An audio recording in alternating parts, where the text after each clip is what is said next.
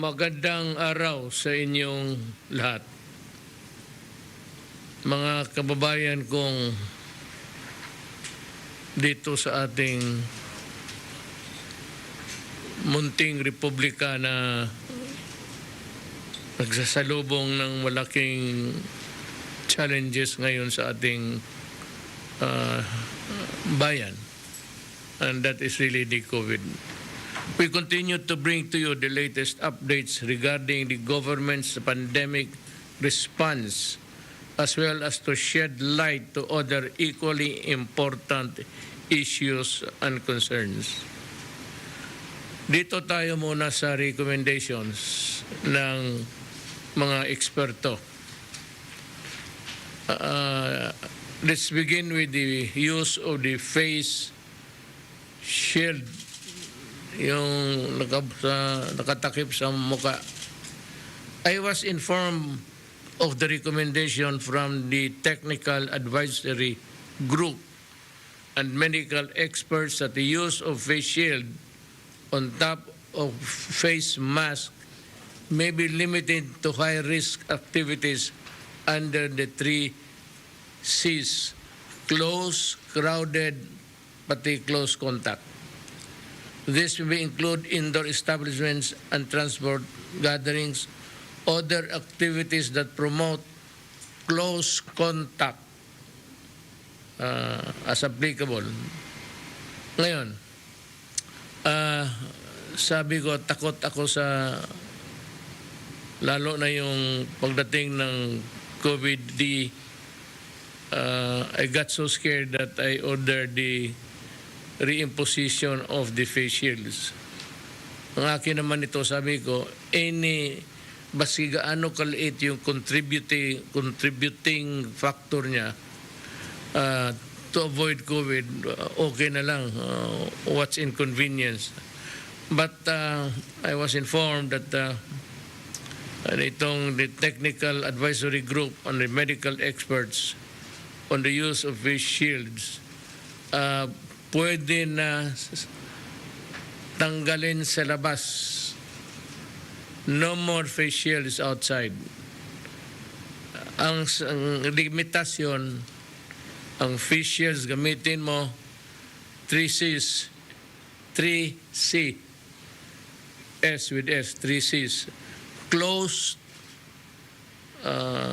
whatever facility, hospital, o basta magkadikit-dikit.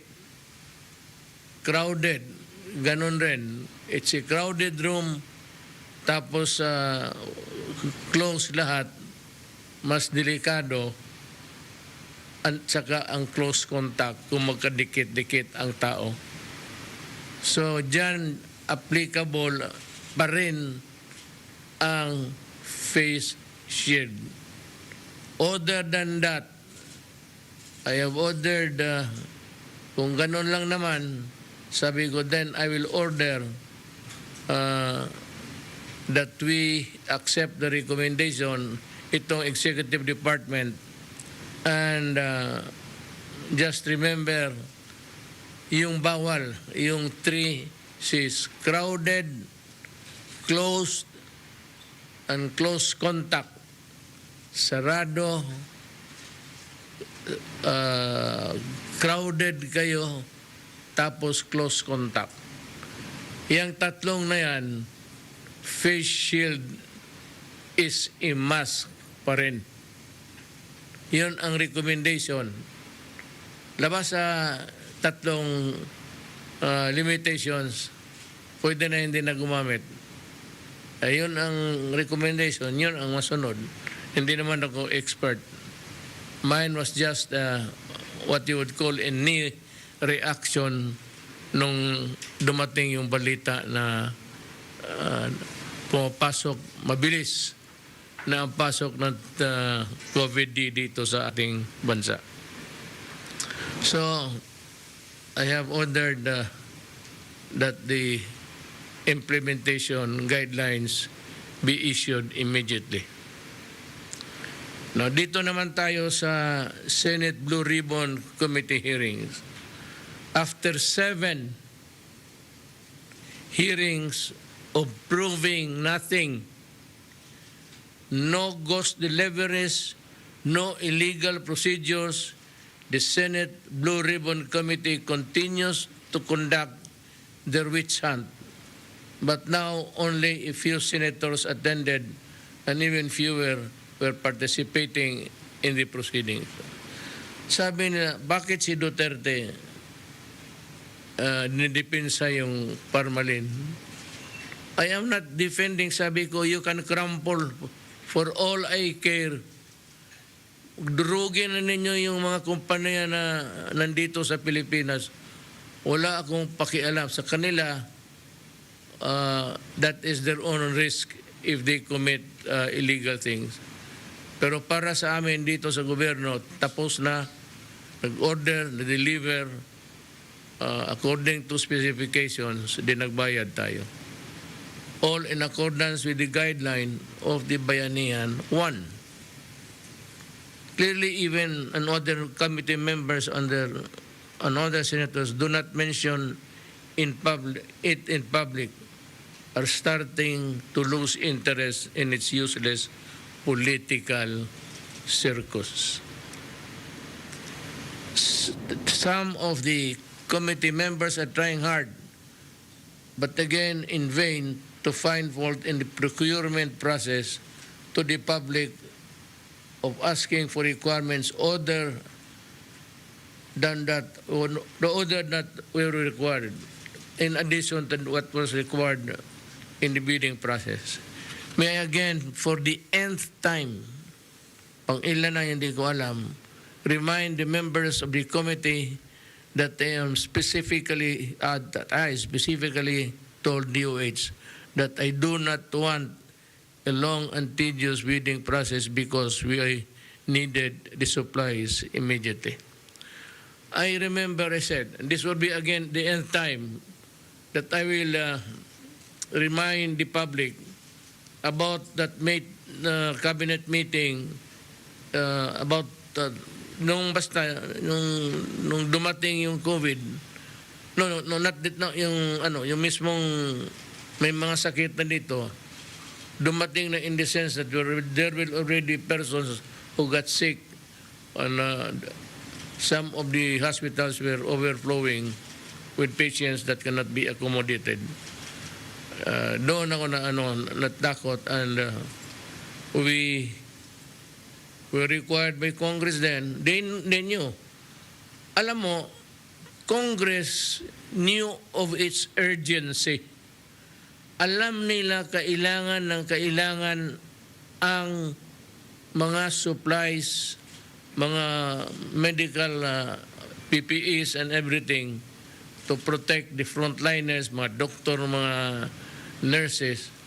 Alam nila na gaano kailangan na pabilisan.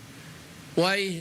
Look at Bayanihan 2. They practically waived the procedure set forth by the law on public bidding, yung mga procurement laws.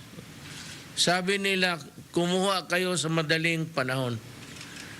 After that meeting, or after that, after that meeting with I was shown to me by the cabinet, sinabi ko kay Secretary Duque, in front of everybody in the cabinet, sabi ko, buy them immediately. Ako pa ang nagsabi, I do not care about biddings. Forget about biddings. Try to follow the requirements of Bayanihan 1 and act as fast as you can. Sabi ko ulit ko, there is a law somewhere which would excuse you. I was addressing to Secretary Duque of just waiving what would be really an obstruction to the immediate delivery of the medical supplies. Alam mo, may yung procurement, ayan, tignan ninyo, regular public bidding procedure. lowest ano itong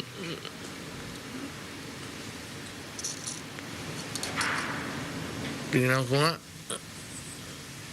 calculated and responsive bid. Ito, kailangan ito is 26 to 136. 26 to 136 days. Na dito tayo sa negotiated procurement under the emergency cases. Procurement of goods under RA 9130. Timeliness. Yung pagkailangan, nandyan ka agad. O yan, sa 6.8. There is such a, wala pa yung bayanihan 1. Dito, you are also required to buy emergency and urgent cases of procurement. Na dito tayo sa bayanihan 1, ilang araw ang binigay. 2 to 5 days. Most expeditious manner of procurement. Verbal agreement lang dito. Kasi turo-turo lang, kasi nagmamadalian. Yun ang diferensya. Makita ninyo na yung ginamit natin yung Bayanihan 1. Yan utos ng Congress. Hindi yan utos ng presidente o cabinet member. And even if it's there, we have no power to do that. Again, a bidding takes a minimum of 20 days to 100 days. Patay na lahat ang mga doktor pati nurses. Nagbagsakan na nga. I think the first wave was about 17 doctors and nurses died in the early days of the pandemic.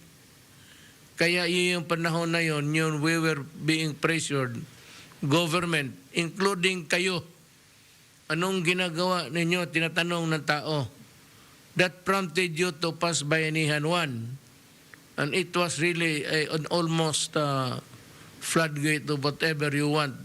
So as long as you can have the goods on time. Mahirap ng itong iba, ayaw nila tanggalin yung makinig kasi puro paninira ang gusto. Nasabi nyo, bakit si Duterte na, why is he defending Parmalin? Sabi ko nga, kumuto na, ano yan, sa Tagalog, kumot is crumpled. Durugin na ninyo sa kamay ninyo yung mga anong klaseng kontrata, wala akong pakialam. Not only Parmalin but all others. Parte kayo nagbili. Saan ninyo binili yan? Anong ginamit ninyong procedure? Saan ninyo nakuha? Ngayon, magtanong kayo. Bakit ang China pag-order mayroon ka agad? Ito ba'y pinag-usapan? Was there an agreement that there are already stocks to be delivered? Alam mo, kung ayaw ko kasi mag-lecture kasi magmukhang gago kayo. Ito, 120 to 100 days. Bidding na sabi ninyo baka yun ang gusto talaga ng mga senador mangyari. What we followed was the emergency form of procurement stipulated under Bayanihan 1, passed by no less than some of the people questioning it today, which exempted us from these procedures so that we can buy the supplies. Akala ko ba yun ang gusto ninyo? O sa pagdating ng panahon, pinipirito ninyo si Duque. Duque had nothing to do with it. Hindi, ang DOH was not the purchasing entity. It was DBM, PSDBM. Wala siyang kamuang-muang dyan. All that he had to do was to accept the delivery. Ito si Pangilinan, ang sabi niya effectivity date naman ng bayanihan ang pinagsasabi. Ito sabi ko, anong klaseng senador ka? Mag-debate ng technicalities habang mayroong global pandemic. You know, you do not go into such trivial matters as long as the property, the money of the Republic was protected, and that the goods that we bought reach to their intended beneficiaries. Yun ang atin. Hindi naman sigilaway na technicalities dyan. Ang nangyari nga, nandyan na sa atin, hinijak pa ng ibang bayan. Alam mo bakit? May pera sila eh. Sabi na ito, nag-order tayo. Pag nandyan na sa kakargo sa warehouse, may magpunta, bilhin niya, offering a much higher price. Hindi natin magawa yan. We're not supposed to do that. We cannot pay in advance. Remember, nakapusas yung kamay natin. In a way, it protects the people's money. I agree. But at the same time, in times of emergency, talagang, were it not for the bayanihan, wala tayong kayo rin alam ninyo. So, sa ating mga health workers, mga frontliners at mga kababayan, tignan ninyo itong si Pangilinan. Habang nasa krisis tayo, nagmamadali dahil marami ang namamatay na ng mga Pilipino at nagkaroon na ng gana magtanong ng effectivity ng bayanihan 1. Bakit mo ako tanungin? Bakit mo kami tanungin? Bakit hindi mo tanungin ang sarili mo, kayo ang gumawa ng batas? Ano ka? What's eating you, guy? What's the beef? Kayo ang gumawa. Then you should know how to interpret it. Baka nagkamali kami. Alam mo ganito yan. Ito, Senator Pangilinan, basahin ko ha. Gawa ninyo ito. This is explicitly provided by Section 9 of Bayanihan 1. Section 9, effectivity. This act shall take effect immediately upon its publication in the newspaper of general circulation or in the official gazette, and shall be in full force and effect only for 3 months, unless extended by Congress, provided that the powers granted under this act may be withdrawn sooner or by means of a concurrent resolution of Congress or ended by the presidential proclamation. Pero kahit hindi pa effective yan, bibilihin na natin para ang supply nandyan at hindi tayo maunahan at medyo where we can reduce the death of the persons who were vulnerable, yung delikado yung trabaho. Biro mo na 17 doctors and nurses namatay at may bituka ka pa magtanong-tanong. Kung hindi mo talaga gusto, di basahin mo uli. Do not question us about the effectivity of the law. You tell us what is your interpretation. How do you arrive at the correct interpretation of the effectivity of the law? Do not ask us. Tanungin mo sarili mo, basahin mo yung ginawa ninyo. Ang klase. Ikaw, Pangilinan, kung wala ka ng iba, magsasali ka pa para marinig ka lang. Marami kayong dapat wala dyan. Ay, Pangilinan, you should not be there. You have not contributed any meaningful legislation sa ating bayan. Puro agriculture kayo, kinakain mo ng steak.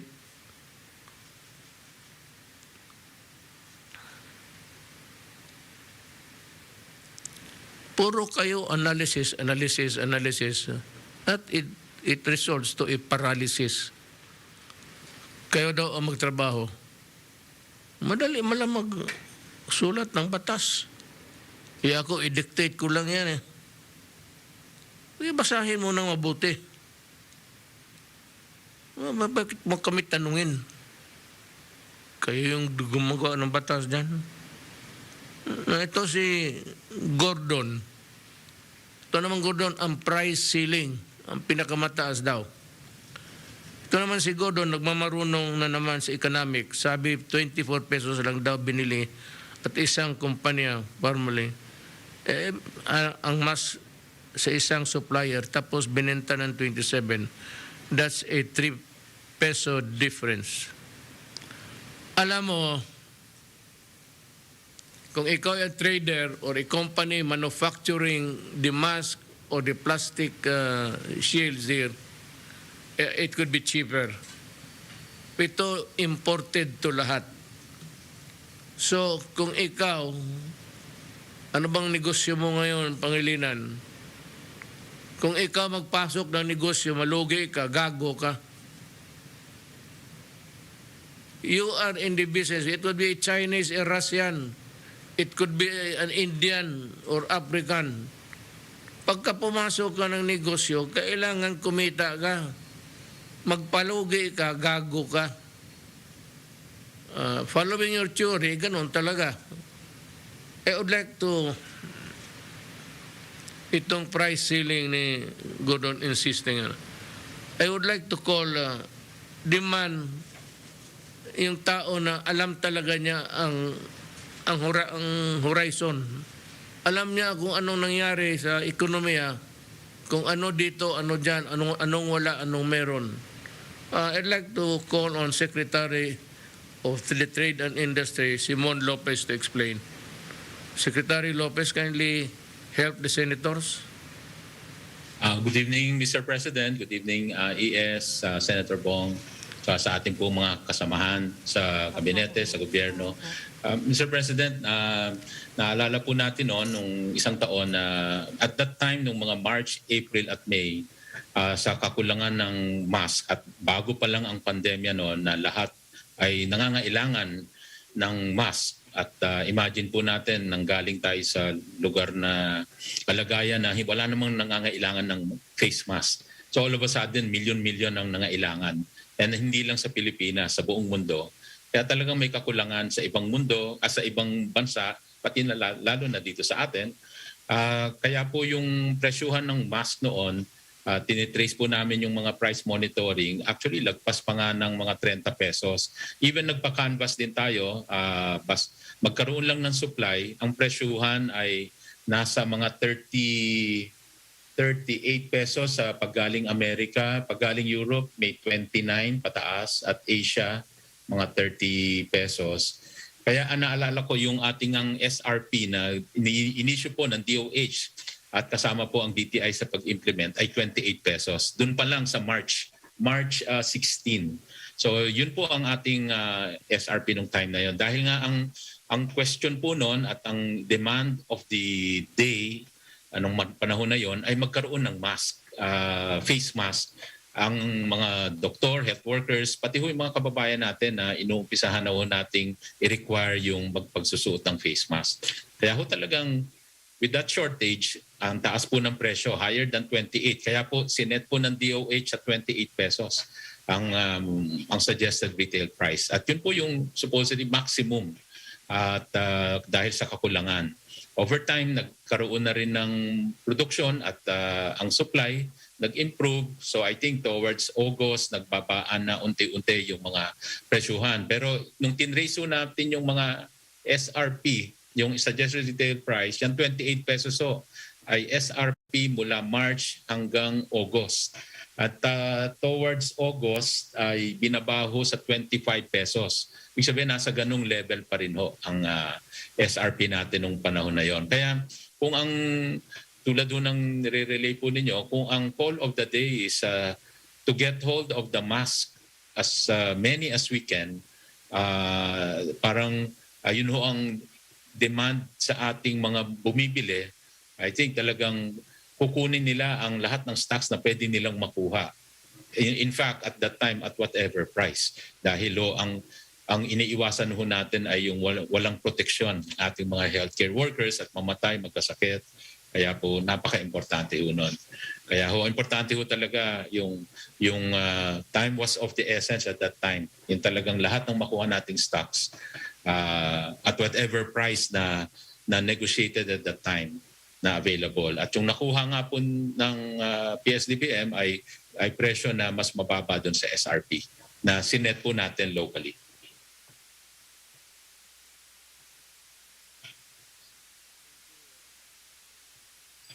Thank you, Mr. President. Thank you, Secretary Lopez.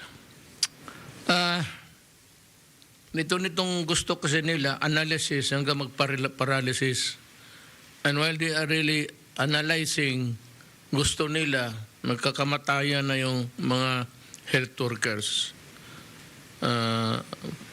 Mga Pilipino naghihirap para sa kapwa Pilipino.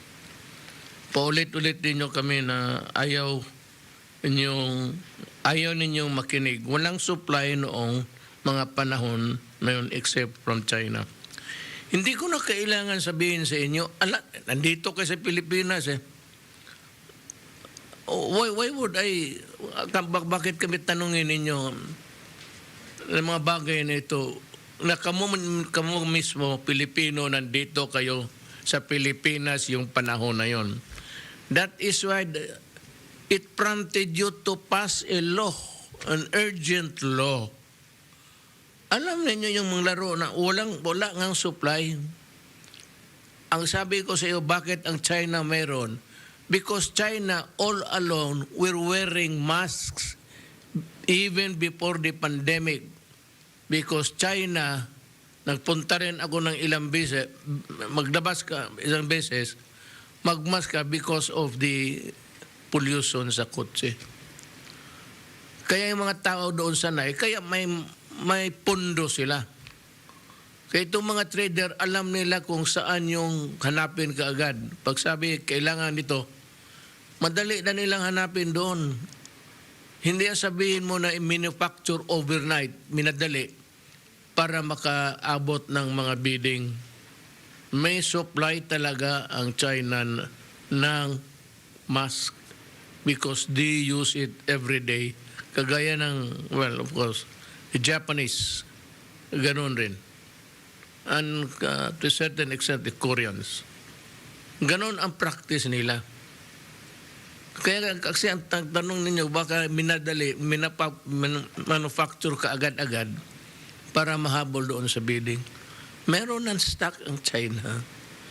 Kasi halos lahat ng tao doon nagbibili dahil nga sa pollution. That was the explanation given to me. Wala, sabi mo, kaming anuhin.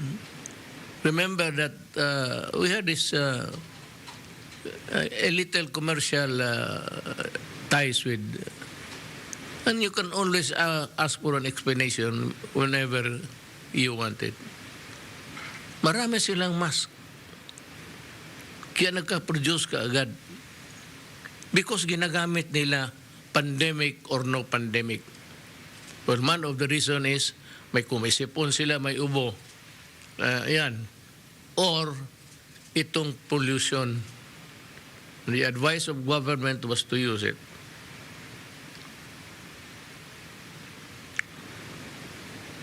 Itong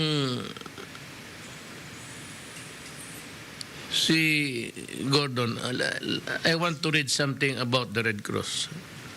Alam mo, isang principle, one guiding principle ng Red Cross is neutrality is one of the fundamental Red Cross and Red Crescent principles and is defined as follows. Neutrality.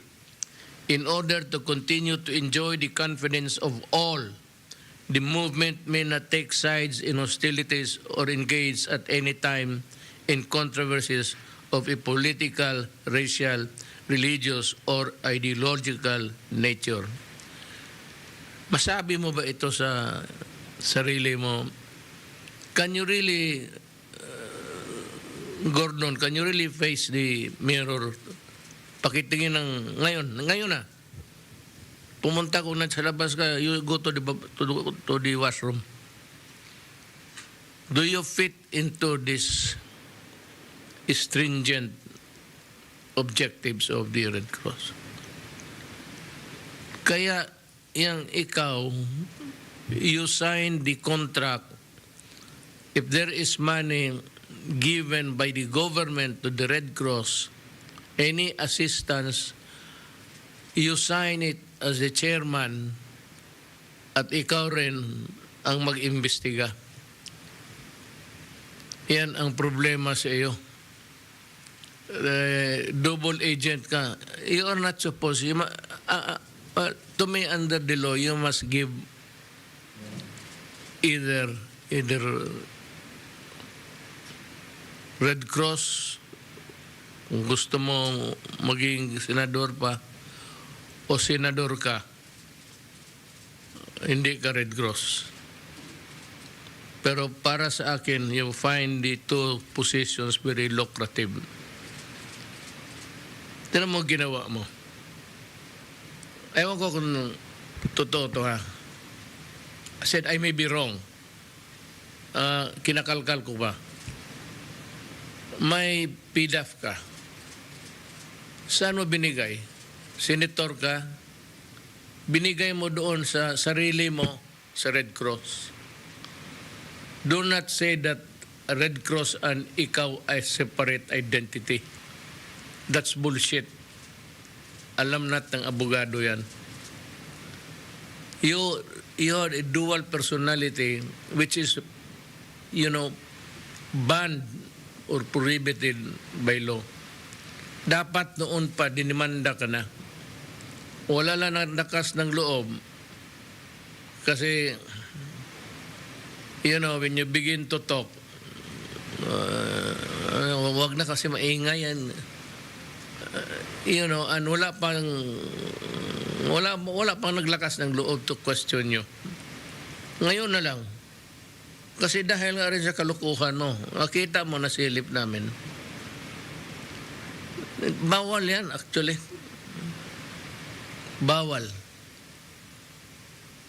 Even government lawyers, cabinet members cannot be an officer of a corporation or a company or even an owner of a business entity that deals with government. Bawal talaga yan. Bitawan mo na yan kasi I will insist that you give up one because you cannot be both. Noong sa hindi ka pa sa Congress, nang ka doon sa whatever chairman ka o ikaw yung top honcho sa COA, may doon, may anomalya. It is important to know for people the difference between COA observation and COA disallowance. Yung nasa Subic Bay Authority ka, may mga transactions doon na disallowed. Hindi COA observation to. Yung COA observation, yan mga audit, yung mga that point out to you the deficiencies, inadequacies and all. But itong disallowance is sort of a final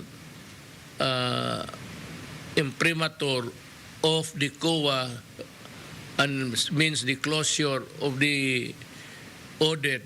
Kasi kung sabi ng COA, disallowed yung pera na kuha mo, ibabalik mo. Noon pa sa Subic ka pa. Ang disallowance na katulad ng 140 million disallowance SBMA na panahon mo, which includes 86 plus million ang iyo doong nakuha sa 140 million na iyong nakuha personally at may judgment na yun at kailangan ibalik mo sa gobyerno ang pera. May disallowance. Ibig sabihin yung sinabi mo na ito, ginastos ko ganon, hindi naniwala ang kuwa. Sinabi ng kuwa, kinuha mo yung pera mo personally. So isauli mo noong nasa Subic ka pa. Senador ka na lang for the longest time. Hanggang ngayon, hindi mo na sauli yung pera. So I would like to inquire from the ombudsman if there is a case filed against you because lahat na disallow and the money was not returned, the money was not used in the right way, it reduces into something like a personal liability mo. So bakit hindi mo pa nabayaran ito? Question ka ng question dito sa Red Cross. Hindi ako nagalit na yung parmalen, luglugin mo ng liignan. Ang ayaw ko yung pabalik-balik yung taga-gobyerno. How many times already that you have called them and it's just the same. It's a merry-go-round questioning. Is it fair? It is not. It is good. It is not.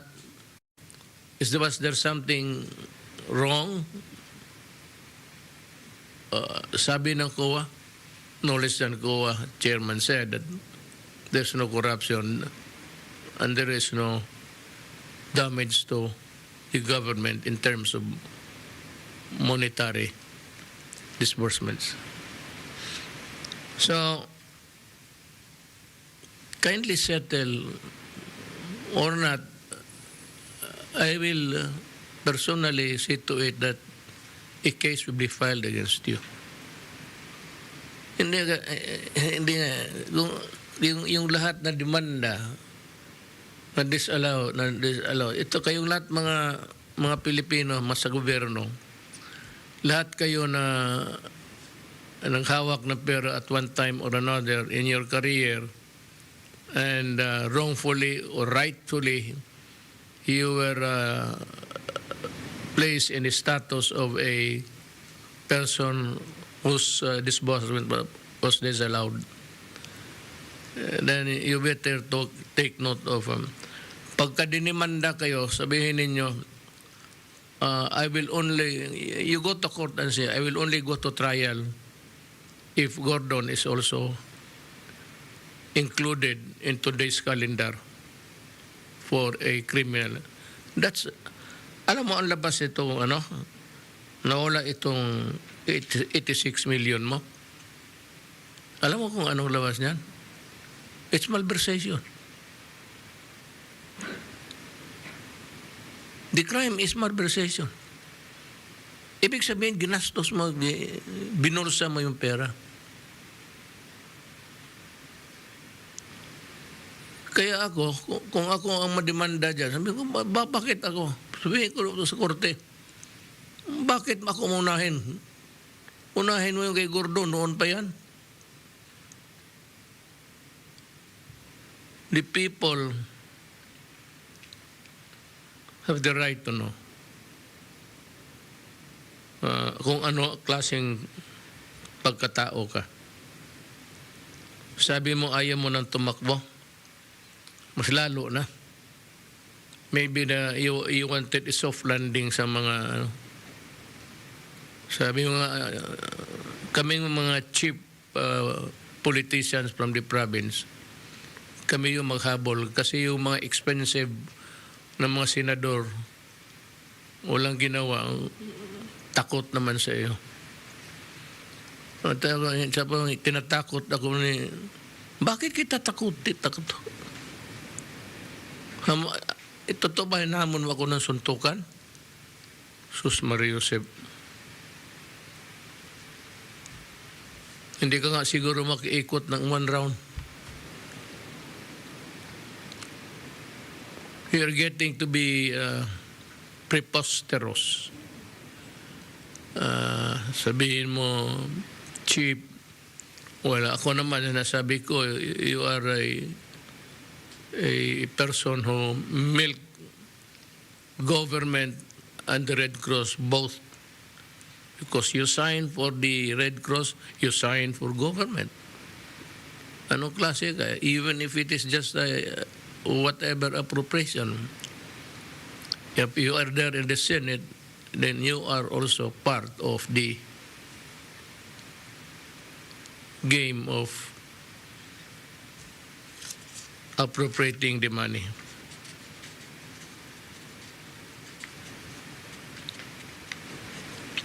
Ang COA naman, I'd like to address myself to COA. Si Aguinaldo, ako noon, alam mo, Chairman Aguinaldo, wala ka ng taong makikita as courteous, as most respectful to you. Nung pinakilala mo ako, magsalita mo ako, magbaw-baw pa ako. Noon, alam mo, pero pagka you trigger something in me, pati ikaw tanungin ko, anong ginawa mo sa kaso ni Gordon? Have you filed a case against him? Or have you initiated a case against him? Or did you report this matter to the ombudsman? Kasi pag hindi, kasali talaga tayong lahat dito.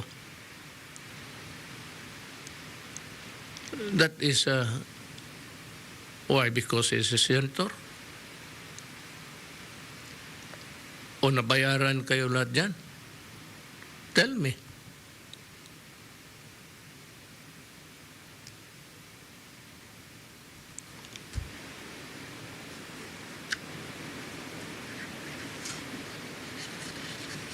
Tsaka itong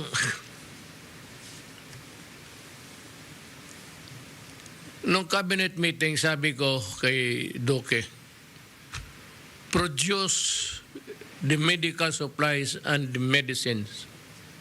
I do not care where you get them.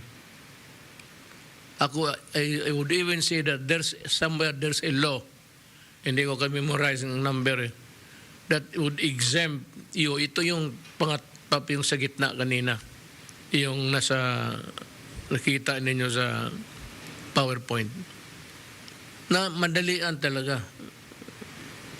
And you can dispense with, bidding.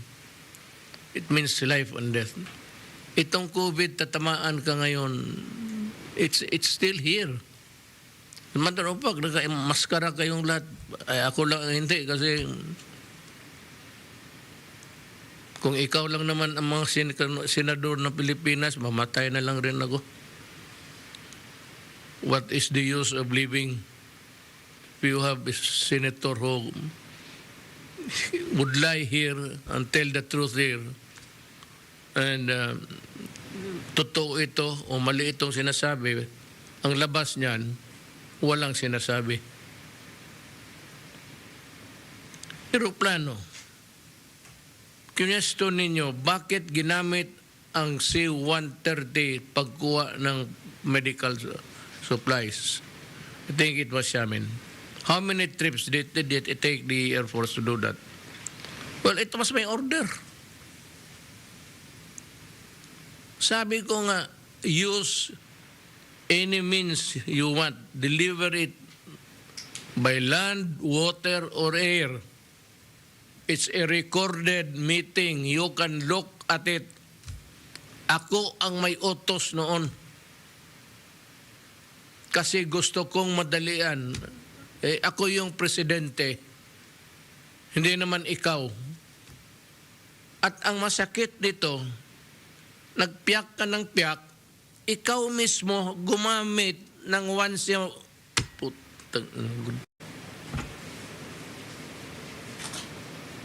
Kino-question mo yan sila.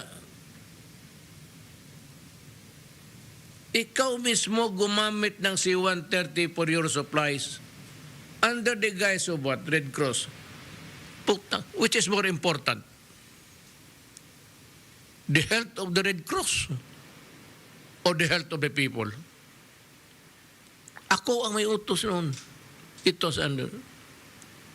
At ikaw ang nakita ko sa records, gumamit ka rin. Napaka-hipokrito ka. You're a liar. You're a liar beyond compare.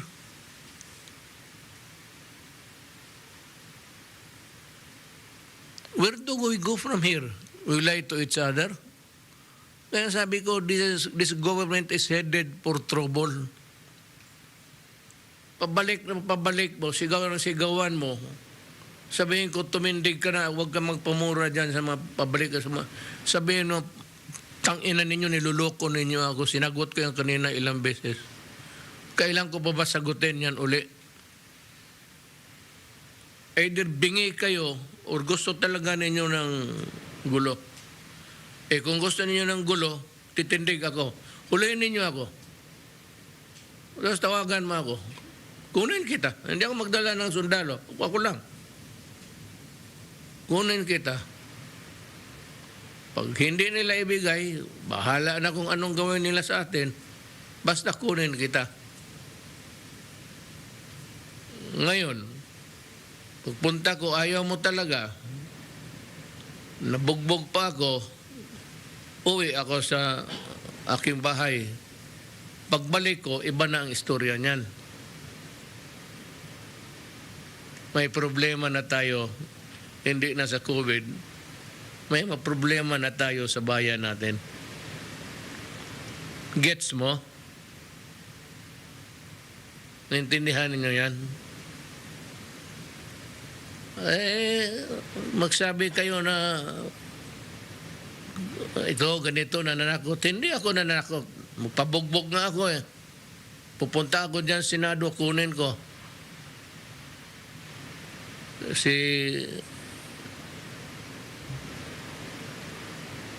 Secretary Anyo o si Secretary Lorizana. Sige, yan ang sigaw-sigawan ninyo. Kunin ko yan sila.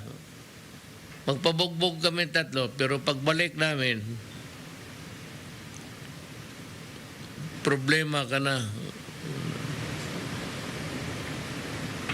Yan ang gusto ninyo.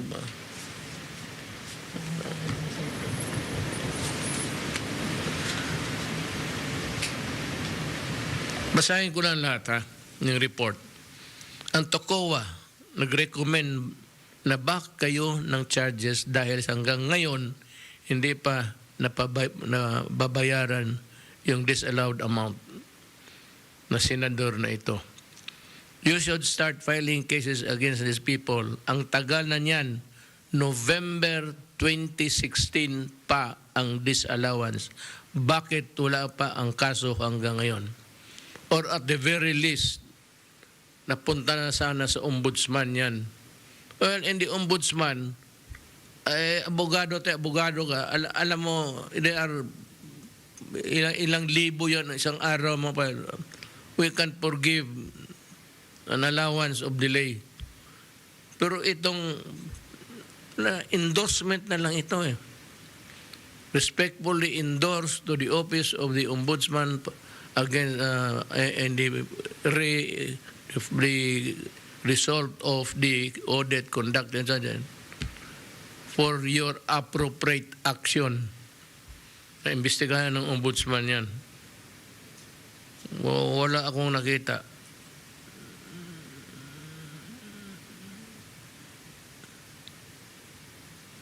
And you were, alam mo, tama yung sinabi. Sino yung sabi mo? Who was it?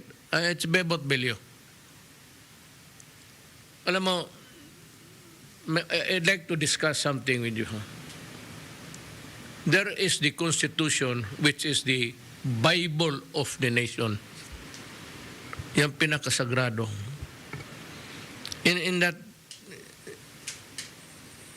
In that document, sacred document, there is what we call a due process of the law. Magtanong kayo ayaw magsagot yung tao, tapos sabihin ng tao, kung makulong siya o takot siya kay baka magkamali siya ng sagot, because he is not a lawyer, he is not trained to analyze immediately the questions propounded to them. Tapos mumurahin ninyo,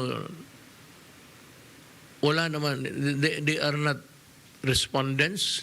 As a matter of fact, they are termed as a resource person. Tapos tatakutin nyo ng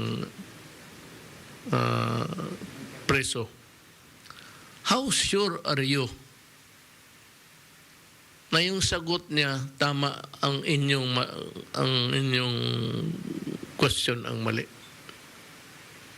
Tapos kukulungin mo. That's a violation of the constitutional right of a person. Yung contempt na is a very malaking question mark yan. Kaya sinabi ko dyan sa mga cabinet member, lalo na yung mga military noon nakita ako. Hindi ito sa panahon na ito. Totoo. Yung sigaw-sigawan, pahirapan, sabi ko, you are a soldier. Defend your honor and dignity. If you are shouted at, you shout back and say, I am here to tell the truth. Hindi ako pumunta dito para babuyin ninyo. Tapos, tindig. Kung hulihin ka ng sergeant at arms, isa lang man yung buang na yan. Wala yan siyang... Ngayon, bang kinuha kita, hindi ako magpunta na hindi ako magdala. Hindi ako magdala, bakit toothpick? Kunin ko. Sirahan ninyo. Well, pipilitin ko. Mamasuhin ko yung gate ninyo. Mabarilin ninyo ako, sa ulo na lang. Sabihin mo yung gwardiya ninyo.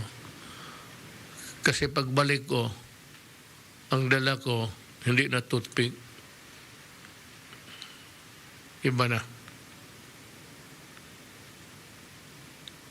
Magrespetuhan. It's about time that you guys know how to respect people. Kayong mga nakikinig na Pilipino na dumaan lahat sa Senado, you remember the way you were treated.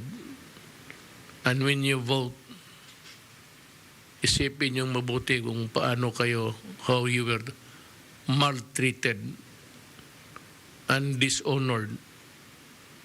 Kasi pag tinawag ninyo yan, kasi ayaw ko yung ganon.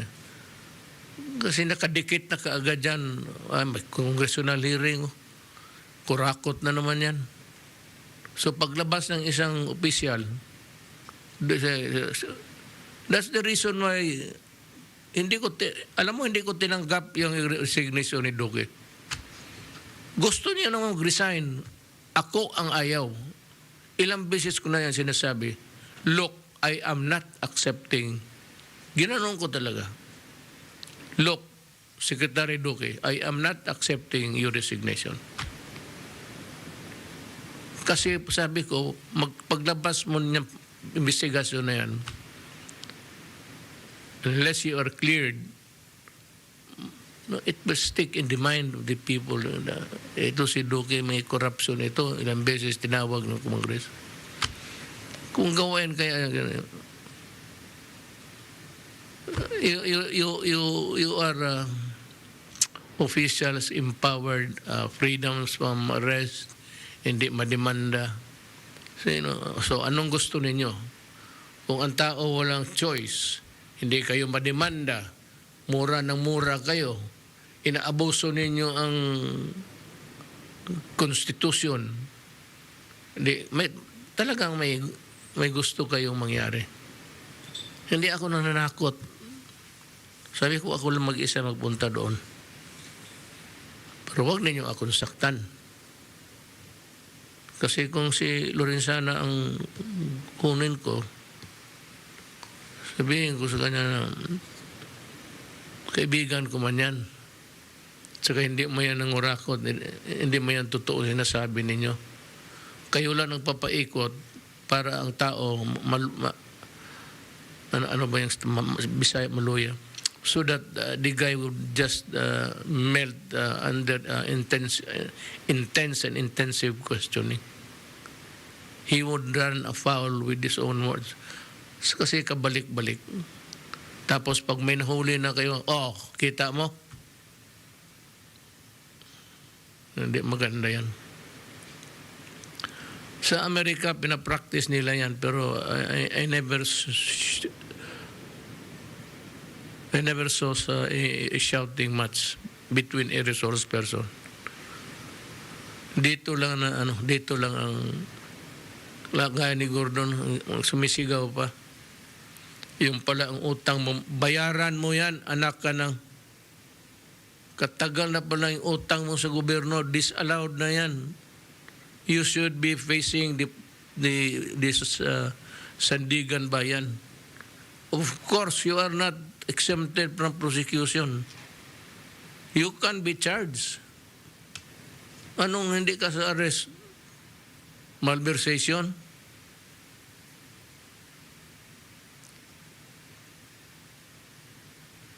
Itong lahat, parmalin, idemanda na ninyo. May ebidensya man kaya kayo. If you continue to fish, how long would continue to wallow in the water? How long would you catch the fish that it's in your imagination?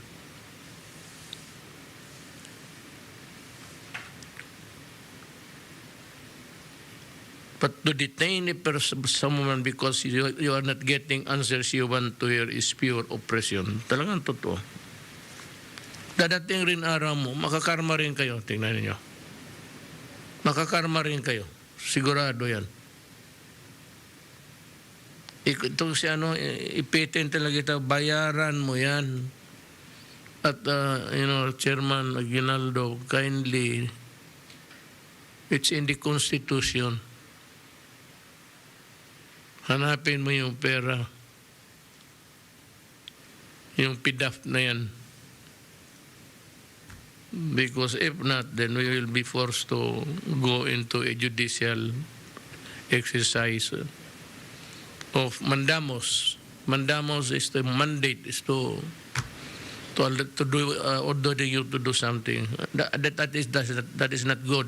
I do not want to do that. You are a very amiable person. Sabi ko, wala kaming hiningi. Wala akong pa-special na audit na palusutan, wala. Go for the truth.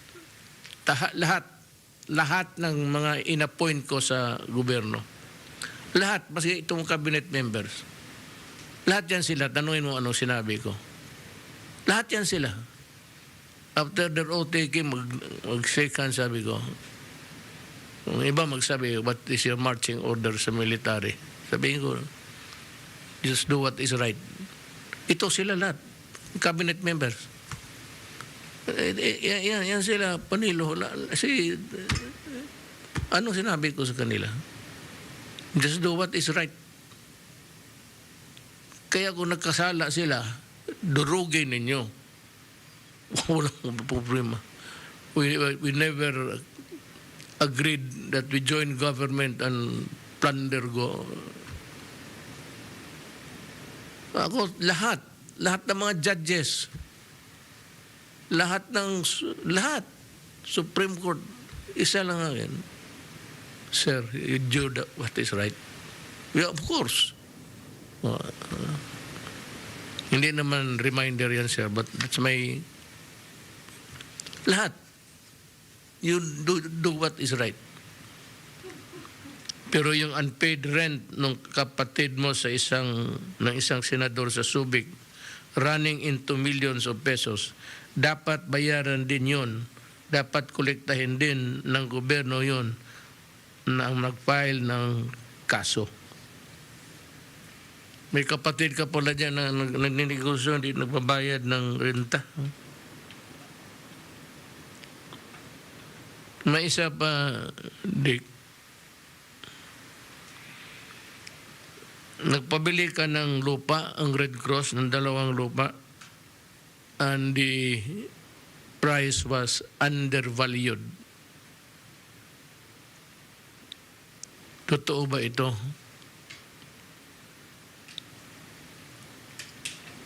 Kung undervalued, saan yung diferensya na punta sa iyo? You sold 2 lots of the Red Cross.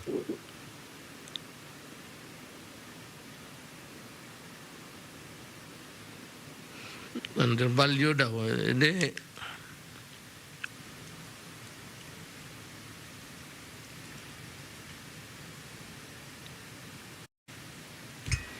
Itong laboratories ninyo, pag mali-mali,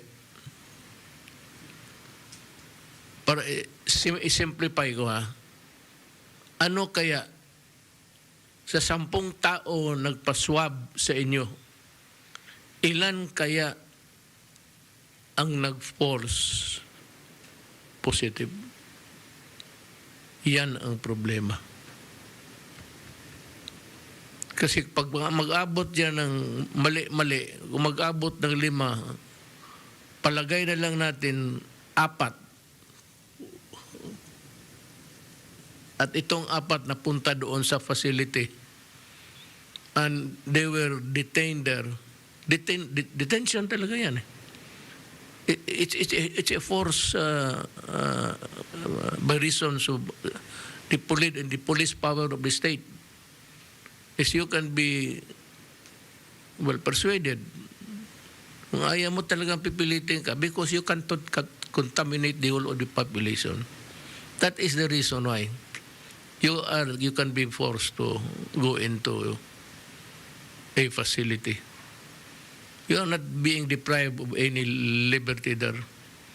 It's the protection of you and the entire population of the Philippines.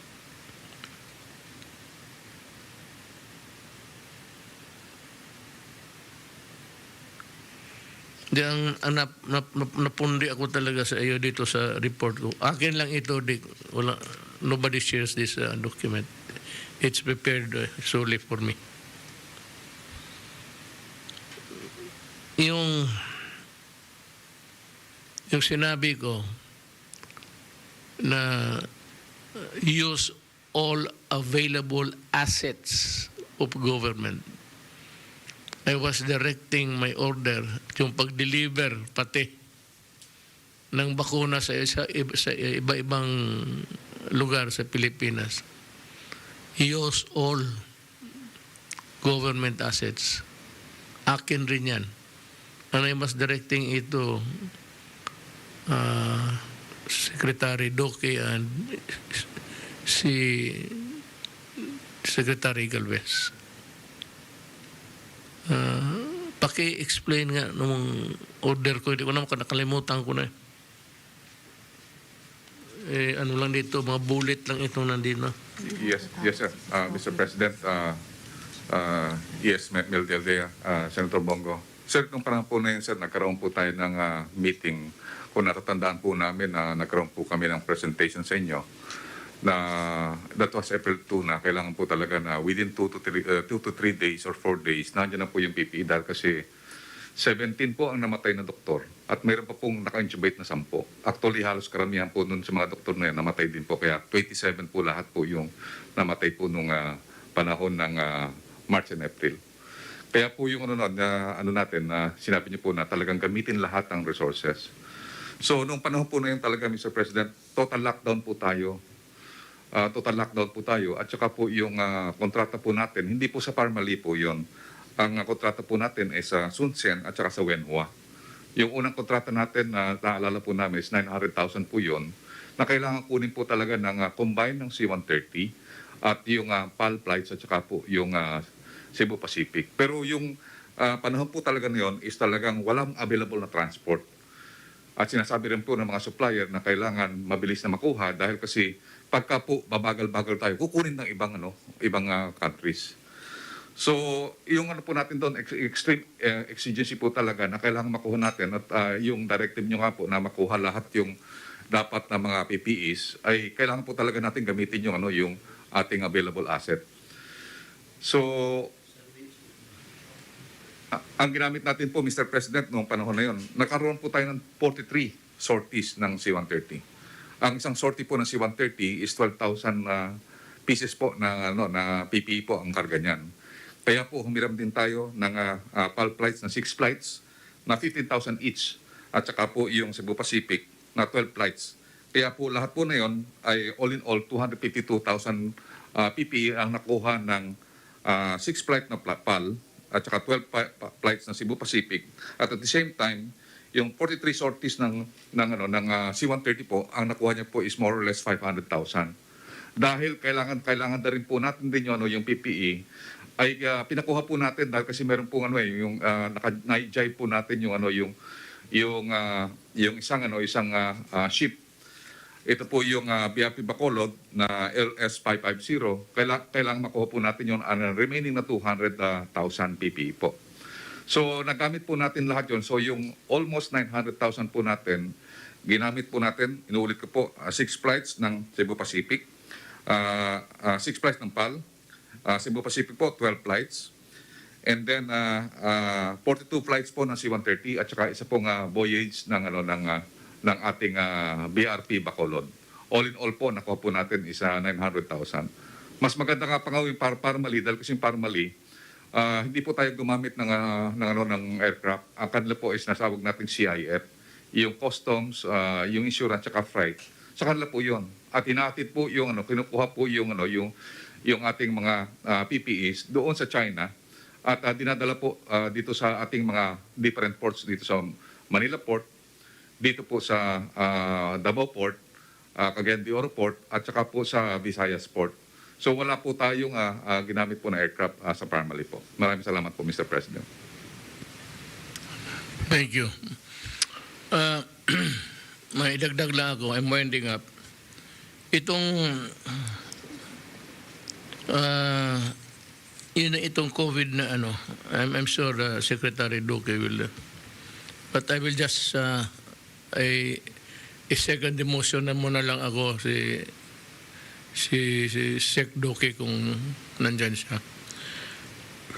While the Senate Blue Ribbon Committee hearings keep on going uselessly, our government workers are being impaired, our healthcare workers are getting sick, our hospitals are being filled with to the brim, and more of our people are getting sick and dying from COVID-19. If only these honorable senators of the committee will care to take a look, they will find that many of our hospitals, public and private, such as the St. Luke's Medical Center, Cardinal Santos Medical Center, UERM Medical City, and the Philippine Heart Center are already running at full capacity. Naka-quarantine ang mga health workers nila so they cannot accept COVID admissions anymore. Ang ibig sabihin sa report nito sa akin is ang mga trabahante sa St. Luke's, 168 nahawa. Cardinal Santos Medical Center, 60 ang nahawa. Naka-quarantine na yun. UARM, 55. Medical City, 84. Philippine Heart Center, 33. So hindi na sila makatanggap ng pasyente. Kasi mismo yung mga workers nila tinamaan. The whole of the, I don't know, but what I've heard, the latest is that ang St. Luke's nagsira ang isang ward. Sinira na nila. Walang tao. We have a dearth of supply of the human resource. Kaya I am appealing to, well, one is that I am ordering, nasabi naman ito, but again, I am reiterating, total nandyan man nakikinig si General Lorenzana, that I am ordering the medical corps of the Armed Forces of the Philippines and the Philippine National Police Chief, if you are listening to me now, please please place your human resources on ready, on deck, because talagang alam mo yan talaga ilan ang madali kong maasahan. You know, tingnan mo itong galit kayo sa akin ng iba kasi I increase the salaries of the police and armed forces. One, hindi masyado sa armed forces, sa police, because kung mayroon silang pera na, yung iba sabihin talaga, sir, wala talagang kulang ang pagkain, sir, pati mga tuition sa bata. So, I doubled it. Pero tignan mo ang trabaho ng pulis. May sunog, pulis. Landslide, maghukay, pulis. Ang flood rescue, it's either the Navy or itong isang unit na Coast Guard. Na sila yan. Sila yung nakataya dyan. May away sila. May mamatay sila. May madisgrasya sila. Lahat kanilang trabaho. Para makita lang ninyo ang Kaya yung corruption sa police, yung kulang naman talaga yung sweldo. Kung wala nang makakain, kasi mabuti kayong mga pulis. So, di pa man siya nakita ko sa army. 2, 3. Itong mga pulis minsan mag-abot kayo ng 5, 6, ano ba? Hindi ba ninyo masolusyonan yung maraming masyadong anak, kulang ang pagkain, walang pamasahe sa... Kaya, pinag-aralan ko mabuti. Sabi ko nga, mayor ako, fiscal ako. Alam ko yung bituka ng lahat, halos. Kaya ang totoo. So, kung wala nang iba, yung mga nurses sa police, marami yan. Pati sa medical corps ng army. I have to use a little of my influence sa kanila to convince them to, I do not want to order na gano'n kasi pangit yan eh. Kikiusap lang ako na tulungan ng mga kababayan natin. Kung wala na akong hila dito, hila doon, kayo na. Kasi wala na akong ibang maasahan. Sino pa man ang matawagan ko?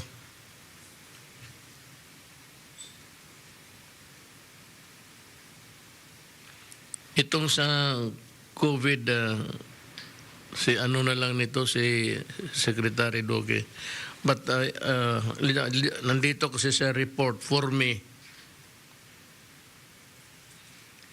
reminders, pero I will ask Secretary Duque to elaborate. I just would like to say that masabi mo naman siguro ito, Secretary Galvez.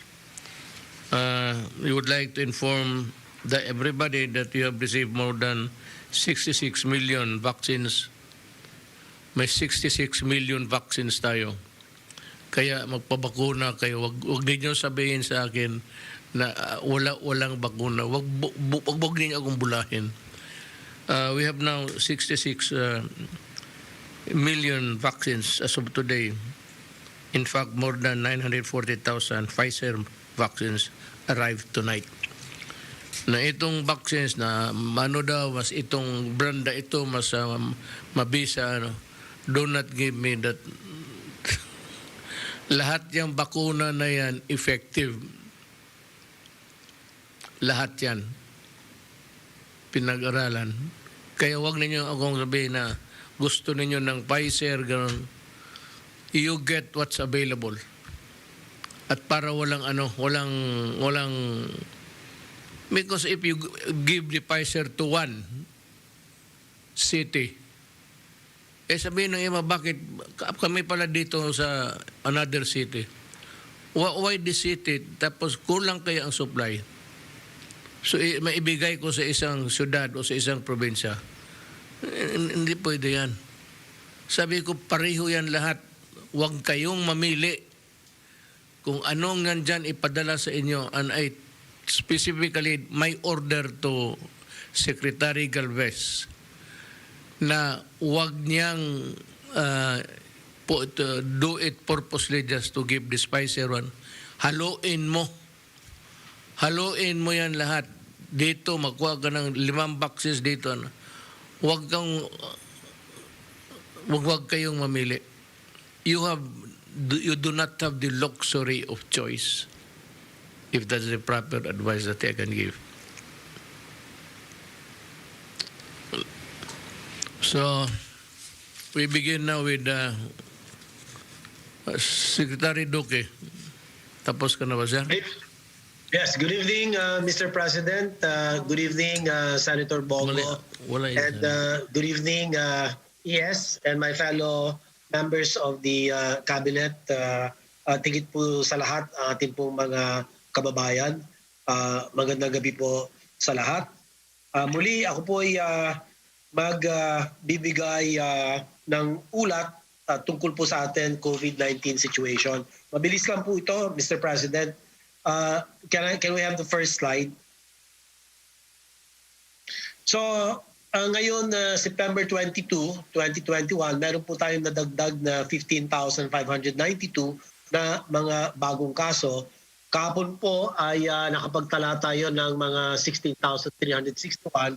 Mukhang may pagbaba ng mga naitatalang bagong kaso at sana po ay magpatuloy ito at magkaroon po tayo ng reversal, no, ng ating pong trend at makita na ang pagbaba ng mga kaso. Sa 15,992 na mga kaso ay 3,627 po ay mula sa NCR. Ito po yung top 3 contributing regions. No? Yung 3,123 sa Region 4A, 1,549 sa Region 3. At sa mga top areas of new cases, andyan pa din po ang Cavite, 1,174, ang Quezon City, 1,015, at ang Rizal sa 678.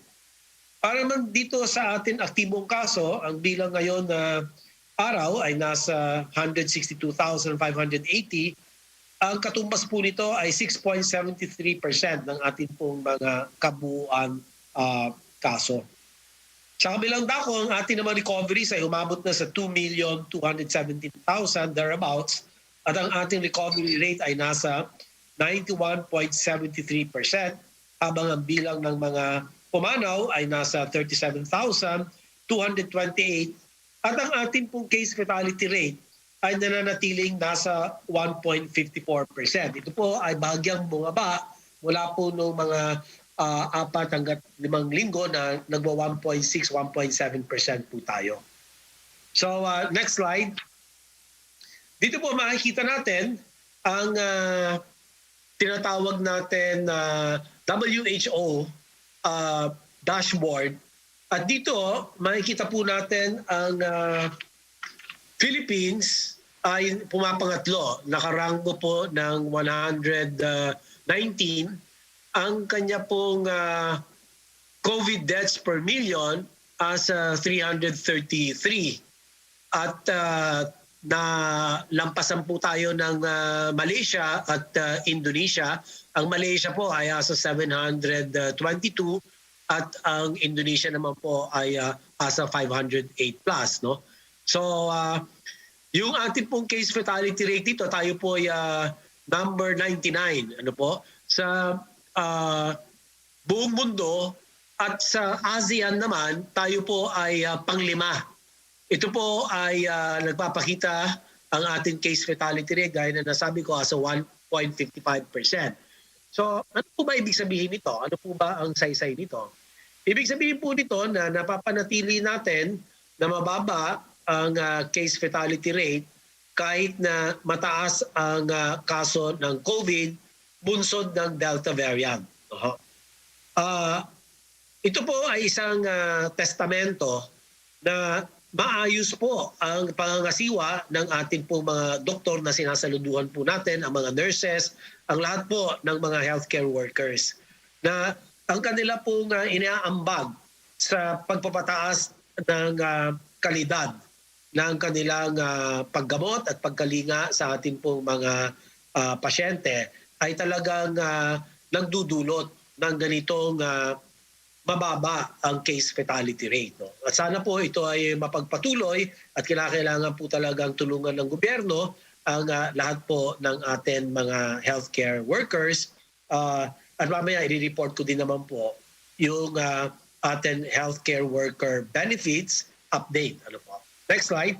Kaninang umaga naman po ako ay nagkipagpulong kay Chairman Michael Aguinaldo ng Commission on Audit at bilang kinatawan ng departamento ay isinumiti ko po yung ating agency action plan and status of implementation for the consolidated annual audit report at ang atin pong AAPC for the consolidated management letter. So dalawa po ito, kung titignan, pwede ba lakihan lang itong litrato namin ni Chairman Aguinaldo? Pwede ba paki-zoom lang? Yung pong hawak-hawak namin na dalawang mga dokumento dito ay yan po ang nagpapakita na compliant po tayo doon sa mga audit observations and findings at ang patuloy na pagsunod sa kanila pong mga rekomendasyon.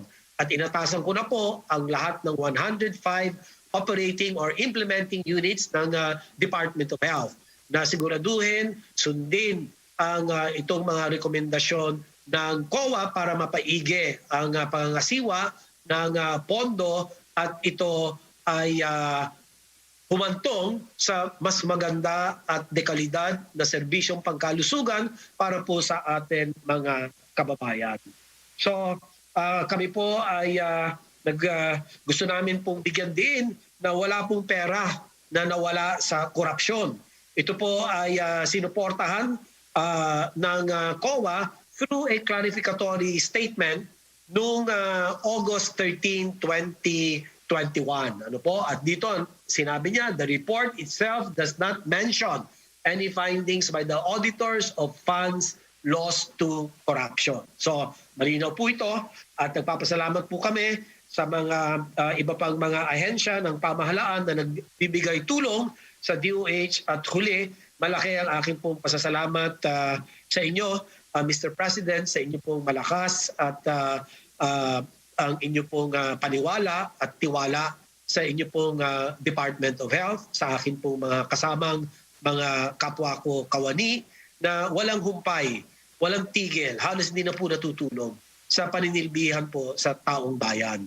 At yan po ang mandato namin at ginagawa po namin ang lahat sa amin pong makakaya ang makapagbigay ng mataas na antas na serbisyong pangkalusugan katulad na lamang po ng ating National Vaccination Program at talagang nagpupunyagi at nagpupursige ang bawat kawani ng departamento para lang mapalawig, mapalalim ang tiwala at paniwala ng taong bayan sa kakayahan ng Department of Health na magbigay po ng maayos na serbisyo at ito po ay para sa kalusugan ng taong bayan. Naniniwala po ang buong departamento na ang maayos na kalusugan ay tunay na susi sa maunlad na kabuhayan.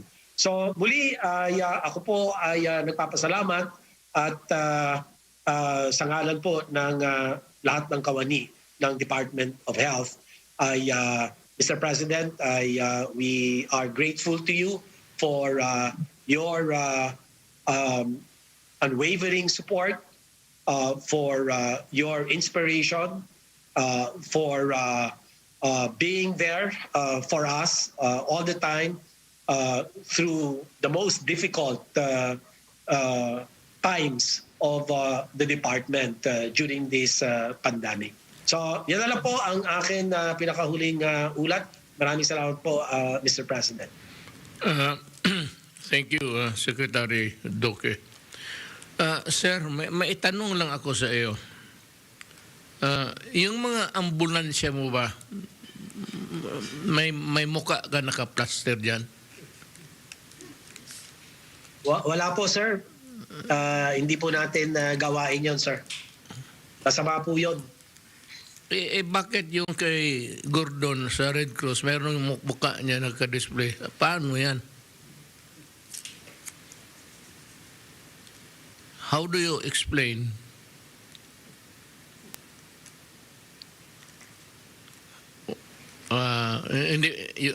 Hindi mo rin maano, sir? Hindi ko rin. Hindi ko po masagot, sir. Nagtatanong ako kasi hindi ko rin alam eh. But what I know is that yung marami dito, lalo na sa probinsya, mga warlords, yung Philippine Charity Sweepstakes, may mga muka, hindi yung pangalan ng malaking pangalan. Ang ambulansya, maliit lang yung ambulansya na word. Ang malaki yung mukha, pati yung may-ari ng munisipyo. Ang inang yan. Yang, kasi itong kay Gordon, yung mga ambulansya may mukha niya. Pwede ako bigay ng opinion, sir? Yes, sir, Mr. President. Of course, sir. We're here to listen, sir. Actually, it's a cheap political gimmick. Yung mga ganon, talagang sir. And I'm wondering why ako na ngayon ang naging cheap politician. Itong isang bright boy sa Olongapo, yung mukha niya, yung ambulansya niya, nandyan yung mukha niya. Hindi naman siya pangit, medyo nga tisoy nga. Pero pag nasundan ko kasi yung ambulansya niya matraffic, sabihin ko sa driver, mag-slow down ka. Paunahin mo yung putang inang ambulansya na yan kasi halos naubos na ang buko sa kakamot na itong mga, it's easy to say that one is a cheap politician while another is a makita na ng mga tao ngayon kung sino ang mura. Ang nagmumura o yung mura yung muka. Pinandi lang. So, before I forget, hindi ko sabihin yung mga tao nandito ngayon. We have Secretary Galvez. Then we have Secretary Anyo, Secretary Dison. Then you have ikaw, sir, Secretary Duque, Secretary Ramon Lopez, Secretary Delvin Lorenzana, Secretary Roque, Secretary Nograles, Chairman Abalos, Secretary Panelo, Director General Enrique Domingo. Nandito rin si Executive Secretary Medialdia, pati si Bong. Ngayon, another important si Secretary Dizon. Mauna ka. Thank you very much, Mayor. Gusto lang ho namin i-reiterate ni Sec. Galvez. In the next few days po, we will both be visiting the hospitals kasi nga po it's very worrisome yung report nyo kanina about many of our hospitals, including the private hospitals. Ito na po yung pinakamalalaki, magagandang hospital natin are closing down COVID wards because of the lack of healthcare workers. This is, I think, is our biggest challenge now, Mr. President. We have to understand, as the numbers show, we are not out of the woods sa Delta variant. Or even if there seems to be a slight decline in cases, these cases are still very high. And our hospitals are still overburdened. But the most worrisome problem is the healthcare workers getting sick, Mr. President. And we really need to augment and help them and really assist our hospitals as much as we can. Vince, yun na, tapos ka na? Okay. May tanong ako na pero dito ko na lang kunin yung sagot kay si Secretary Galvez. Dito ko na kunin sa kanya yung Mr. President, Senator Bongo, Executive Secretary Medialdia, my fellow cabinet members, Chairman Abalos, DJ Eric, good evening po. Sa ngayong gabi po ay magkakaroon po tayo ng certain update. Next slide, please. Next slide, please. Sir, maraming katanong kung meron tayong enough supply. Actually, we have enough supply with 23.75 million on stock and more than 20 million more coming until the first week of October. The 23.75 million stocks can sustain the vaccination for the whole month of October. Kasi ang po natin, ang average po natin ngayon, Mr. President, is 400,000 to 500,000. So kung para maubos po natin yun, yung 23.5 na to po, kailangan po maging 800,000 po tayo per day. So ngayon po sir, ang daily average po natin is only 400,000 a day. And we are experiencing saturation point in NCR and other cities. Meaning parang nagmi-meet na po sir yung demand at saka yung supply. Meaning kailangan na po nating mag-open ng other sectors. So we are proposing, Mr. President, to open up the vaccination for children by mid of October. Kasi by the mid of October, may additional pa tayong 20 million na darating plus yung 23 million. Kayang-kaya na po nating vaccinate natin yung 12 million po na mga bata na 12 to 17. Pero ang recommendation po natin, mauna muna po yung may comorbidities at saka po yung mga anak po ng mga healthcare workers. And then also, we are also recommending na considering na malapit na po matapos ang ating vaccination target by December, by November po or even earlier, pwede na po nating i-open ang general public. Actually po, yung projection po natin dati, in fairness po sa ating mga A2 at saka A3, nabigyan na po natin sila ng time na, na magpabakuna. And nakita po natin dito ang recommendation ng mga marami. Kailangan po talaga yung vaccination strategy natin para makuha po natin yung yung ibang mga mayroong hesitancy is yung tinatawag nating family approach. Ibig sabihin, if we will secure our family and secure yung yung tinatawag nating yung place of work, malaki po ang chances na bababa po yung kaso natin. So ang strategy po na nire-recommend ng mga private sector is yung tinatawag na bandwagon effect. Na pagka pamilya na po ang pababakuna, ang nangyayari po ay yung iba pong mga pamilya na hindi pa nagpapabakuna ay magpapabakuna rin po. Kasi po nakapataas po talaga, Mr. President, ng hesitancy, lalo na po sa far-flung areas at saka doon sa tinatawag nating D&E classes na ayaw mo pong pabaksinate yung ibang mga tao, lalo-lalo na po yung mga seniors.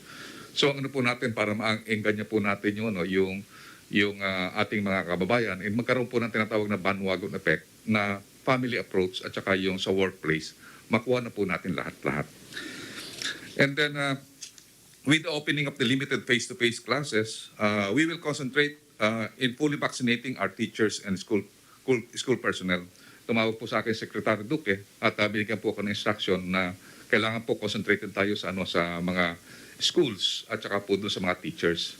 And kaya nga po nire-recommend din po namin na yung mga bata, kasi may kagat po sa puso ng mga magulang po yung bata eh. Kasi lalo na po yung may mga iba talagang gusto pa nila pumunta pa sa abroad para makapagbakuna ng mga bata. Yun po ang talagang yun po ang sentimento ng mga ibang mga parents. Dahil kasi nakita nila na lalo na ngayon maraming tumatawag sa akin, merong tumawag sa akin sir ngayon yung anak niya kamamatay lang, napakabata pa po. 19 years old. So yun po ang parang sentimento ng mga private sector. Sa akin sumulat po sa akin si Mr. Cueto yung sa Makati Business Club. They're recommending to open up already kasi talagang sa kanila may kagat sa puso yung anak eh. Marami pong mga bata na talagang magsasuffer din eh. Though ang sabi po ng mga unahin mo natin yung mga matatanda, pero ang po natin talaga yung iba talaga ayaw pang magpabakuna. Pero ang nakita po natin kung makita nila na lahat napapabakuna na at nakita nila magiging last of the line, ay magpapabakuna na rin po sila. Yan po ang inano po namin na talagang, Mr. President, may timing naman po mid of October, tama-tama po yun na meron na po tayo talagang sinasabi naman ng mga eksperto na pagka meron na tayong sapat na bakuna. At nakita po namin, Mr. President, on the logistics perspective, hindi po tayo mawawalan ng bakuna kasi meron tayong more or less mga 30 to 40 million coming. Yun po, hindi po mauubos po yun. 23 million, hindi po natin mauubos yun ng isang buwan at kalahati. So there is more than enough and there are coming. Nakita po natin halos araw-araw dumadating yung mga bakuna po natin. And nakikita po namin na mas mataas yung delivery natin kaysa po dun sa vaccination. Meaning, ibig sabihin, there is enough supply that's coming. At nagpapasalamat po tayo sa US na nagbigay po sila ng 10 million po na bakuna. And yun po, bibigay po sa atin, na-receive pa lang po natin is 3 million. And then also, we are having negotiation with 4 companies for the procurement of an additional 90 million. Para po ito sa ating tinatawag natin sa second phase of procurement. Kasi, Mr. President, pinaplano na rin po natin yung pagdating po ng election na kailangan by February, matapos na tuho tayo lahat, at least 90%. At the same time, before the election, at least yung mga dapat mag-boosters, makapag-boosters na rin po. So yung programming po namin, Mr. President, before election, dapat protektado na po lahat ang mga Pilipino. So yun din po ang recommendation po namin. Nasa ngayon po, meron po tayong mga region na medyo mabagal po ang vaccination. Natutulog po yung ating yung ibang mga bakuna doon sa kanilang mga region dahil kasi medyo mabagal po ang So ngayon po, pakikita po mamaya, Mr. President, 20 million po ang bibigay natin sa kanila sa mga regions. So naghahingi po kami ng tulong sa ating mga courts, yung tinatawag nating mga cabinet officers sa mga regions. Meron po tayong isang cabinet officer per region sa ating NTF-LCAC. At saka po naghahingi po kami ng tulong kay SILG para palakasin po yung capacity ng Region 3, Region 4A, Region 6, Region 7, and Region 11. And also, yung ibang mga regions na nakita natin na mga vulnerable po ngayon. So ako po ay paghingi po ng tulong po sa ating SILG at saka sa ating mga kapulisan at saka sa ating armed forces na pagtulong-tulungan po para tumaas po ang capacity kasi lalaki na po ang volume po natin. Next slide please. So ito po yung ating vaccine tracker at sinabi ko nga po Mr. President na ito po 65 million po ang ating natanggap na po ngayon at ngayong month ito na po yung confirm. Meron na pong schedule ito. At matadagdagan pa po ito, Mr. President, kasi ang po namin, expected po namin is more than 30 million. Pero ito pong 13 million, meron na po itong schedule of delivery na darating na idadagdag pa natin dito sa 65 million. At nakita po natin na tumataas na rin po yung ating vaccination. Ito po, 19 million na po ang ating fully vaccinated, which represent 24.66% ng ating population. At ito na po, sinasabi ko po, Mr. President, yung 23,750,999, ito po yung nasa stockpile natin, nasa ating mga warehouse. Ito po ang i-administer po natin this coming September and October. Next slide, please. Sir, ito na po yung sinasabi ko nga po na darating. Ito yung mga confirmed deliveries. Hindi ko na sinama po, Mr. President, ito yung unconfirmed. Ibig sabihin ito, may mga delivery dates na po ito. At may matadagdag pa po dito dahil kasi hindi po na namin sinama yung COVAX na more or less mga 5 million dahil po wala pa pong delivery time. So ito po lahat po, Mr. President, ito po eksakto po na darating po ito hanggang September 29 at meron pa pong 30 at saka sa 1 pero hindi ko na po sinama yung October 1 dahil kasi ilalagay na po natin yon sa October 1. So by the end of September, in-expect po natin na baka mga 80 million po ang natin. Mr. President, ito po yung tinatawag nating vaccine allocation and distribution by region. Ito po, 20 million po ito na nakuha po natin this coming this September. Ito po ang distribution. Kung makikita po natin, ang pinakamataas po na mayroon tayo ay yung Calabarzon. Meron po siyang 3,88,030. Ito po ang bibigay sa kanya. Ang susunod po ay yung Region 3 with 2,421,530. Ang sumunod po ang NCR kasi mataas po ang kailangan ng NCR sa second dosing. Kaya karamihan po dyan mga Sinovac at saka yung mga second dosing na ng mga ano po natin. Kasi ang ginagawa po natin, tinataas po natin ang task ng ating NCR to 80%. So tinitingnan po natin, nandiyan po ng Region 5, Region 6, Region 7 at saka Region 12 with at least 1 million each.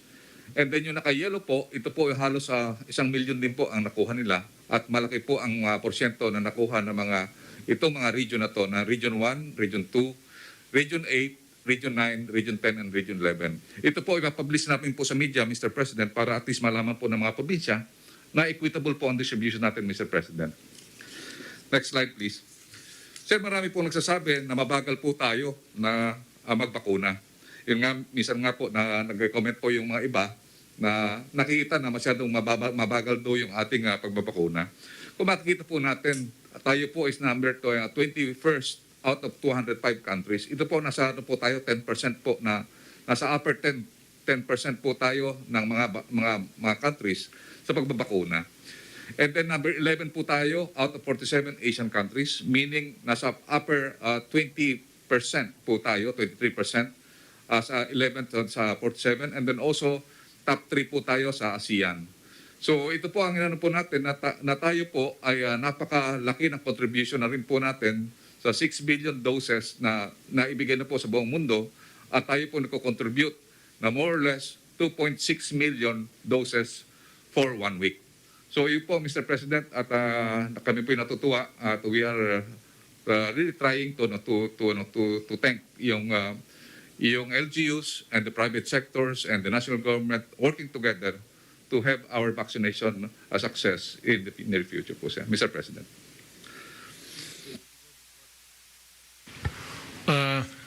May kulong sekretarian nyo. Magandang gabi po, Mr. President, Executive Secretary Salvador Medjaldea, Senator Bongo, and fellow public servants.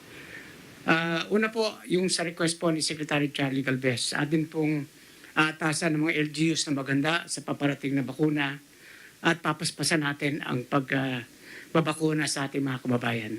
Lalo na maraming bulto ngayon ang parating na bakuna.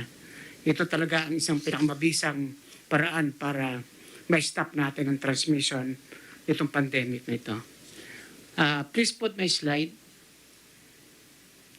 Magbibigay lang po ako ng konting ulat tungkol sa pinamimigay nating ayuda, Mr. President.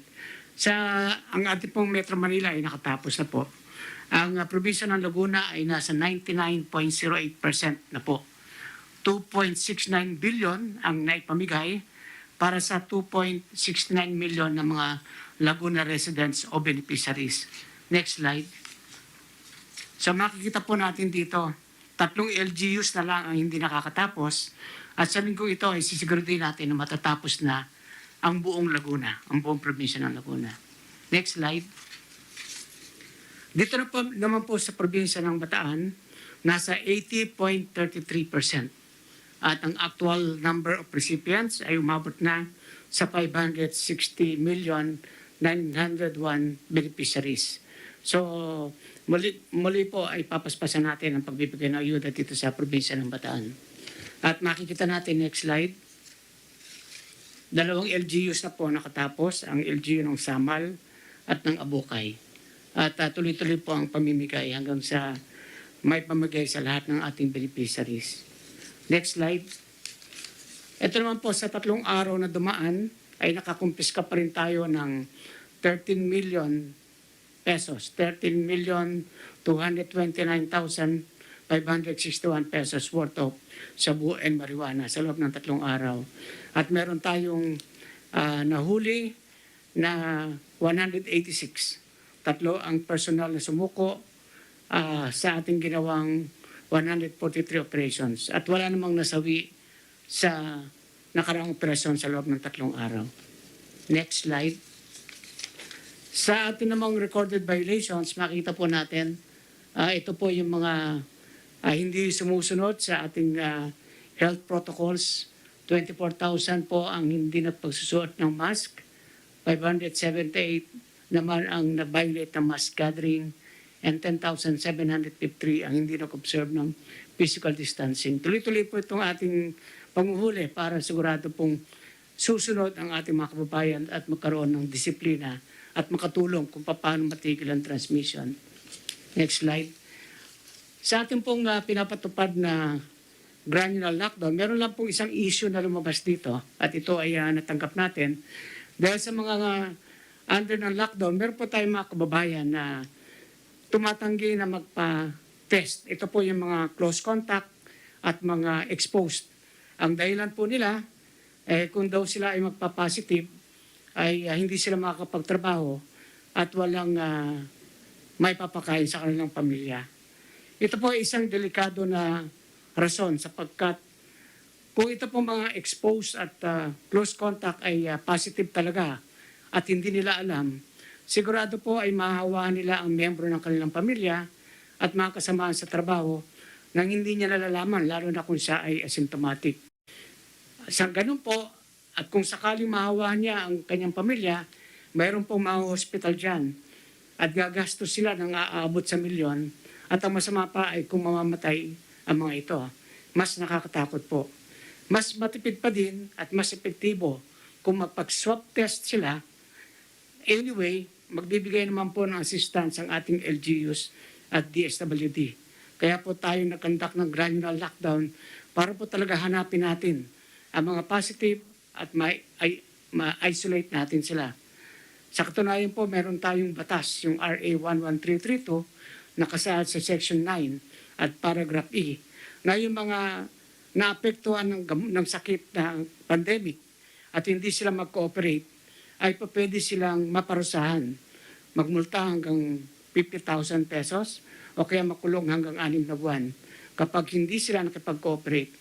Kaya kailangan po pinapakiusapan natin ating mga kababayan, kung kayo po ay close contact or exposed, kailangan po tayo magpa-test. Otherwise po, mag-self-quarantine tayo ng 14 days at wag natin itong lalabagin. Ito po ang paraan para matigil natin ang transmission at talagang tuluyang magapi natin ang pandemic. Yun lang po, Mr. President. Salamat po. Thank you, Secretary Anyo. Now, let me go to the panel. I'd like to call Secretary Lorenzana. Good evening, Mr. President. Good evening, fellow workers in government. Mr. President, ang ulat po ngayon ay tungkol doon sa sinabi mo, utos mo na mag-produce kami ng nurses na pwedeng ibigay sa mga hospitals dito sa Metro Manila. Kaya ng umaga po ay nakipag-ugnayan sa akin si Secretary Doke at sinabi niya yung problema ng St. Luke's. At aking inatasan ang Surgeon General ng AFP para manguha ng mga nurses, mga services at ipadala kaagad sa St. Luke's. Ang Surgeon General po, Mr. President, at saka yung in charge ng St. Luke's ay nag-uusap na at kaninang hapon ay agarang nagpadala ng 2 nurses ang Surgeon General sa St. Luke's. At patuloy pa silang mangangalap sa mga probinsya, sa mga services, Army, Navy, Air Force, pag pwede pa silang magbigay ng nurses. At sa tingin ko po, Mr. President, sa mga darating na araw, ay magkakaroon pa tayo ng mga nurses na pwede nating ipahiram sa mga hospital sa Manila. Yun lang po, Mr. President. Thank you. Secretary Lorenzana. Si Chairman, si Director General pala. Lagi ko nakakarimutan yung ranggo mo. Pakibigay ng report mo for... Yes, sir. Magandang gabi po, Mr. President, Senator Bong, KES, tsaka lahat po ng walang sound. Okay. So yung pong meron lamang pong, kasi kanina po sa balita, nakita po natin, meron pong nakalagay yung pong mga sinasabi na ang DOH ay bumili daw ng mga tinatawag nila na near expiry na mga test kit, yung RT-PCR test kit nung pong bandang March, April, May po ng 2020. So explain ko lang po dahil sa FDA po nag-register to mga test kit na ito. Kung naalala po natin, Sir, Mr. President, noong January, yun po yung pinakaunang time na nagkaroon po tayo ng COVID dito sa Pilipinas. Wala pa po tayong testing capability sa Pilipinas. Pinadala pa po natin sa ibang bansa ang mga sample para po matest. Noong buong bandang January, February, doon po nagsa-start ang RITM na mag-test po, mag-set up ng laboratory para makapag-test po ng COVID dito sa atin using RT-PCR. Pero at that time, wala pa pong commercially available na test kit. Ang ginagamit po nila, mga kit na donated na developed po by WHO. May isang private company na nagde-develop katulong ng WHO at yung kit na yon binigay po sa atin para magamit. Wala pa pong nabibili sa merkado ng test kit na yon. So yung pinakauna pong commercially available test kit na register po sa atin dito sa FDA sa Pilipinas, noon pong na po ito, mga kalagitnaan na po ng Marso ng 2020. Ibig sabihin po, yung test kit ng RT-PCR for COVID-19, talagang bagong-bagong teknolohiya po yan. So kung ang bagong teknolohiya po ang kit ay bagong develop, nalalaman lang po natin yung kanyang shelf life habang tumatagal po yung panahon na siya ay na-manufacture.